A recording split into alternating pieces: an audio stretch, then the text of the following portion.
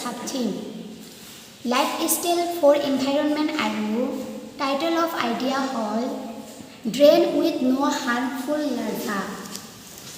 Problem statement আমি সচৰাচৰ দেখিবলৈ পাওঁ যে আমাৰ অঞ্চল আৰু ডাঙৰ চহৰত থকা ড্ৰেইন বা নদীবিলাকত সৰু সৰু অনুজীৱ থাকে, যেনে মহৰ লাৰ্ভাৰ। এই মহৰ লাৰ্ভাৰবিলাকে আমাৰ পৰিৱেশ বিনষ্ট কৰাৰ লগতে আমাৰ শাৰীৰিক অসুস্থতাৰ বাবে দায়ী।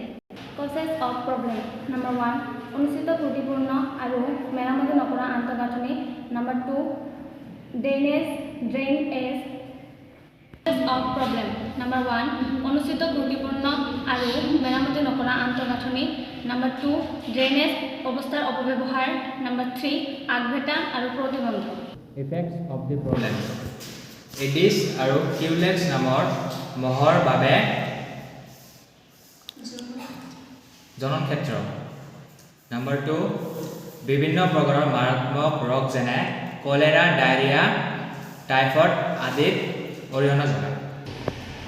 সমস্যাৰ সমাধান পোনপ্ৰথমে ফিজিকেল আৰু মেকানিকেল পদ্ধতিৰ দ্বাৰা মহৰ লাৰ্ভা ধ্বংস কৰাৰ বাবে সিদ্ধান্ত লোৱা হৈছে, কিন্তু এইবোৰ পদ্ধতি ক্ষণস্থায়ী আৰু বহনক্ষম নহয়।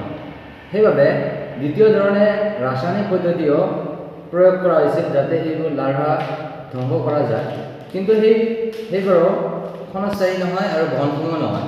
সেইবাবে প্ৰকৃতিত পোৱা প্ৰাকৃতিক শত্ৰুৰ ব্যৱহাৰৰ দ্বাৰা এই মহৰ লাৰ্ভাসমূহ ধ্বংস কৰাৰ পদক্ষেপ লোৱা হয়।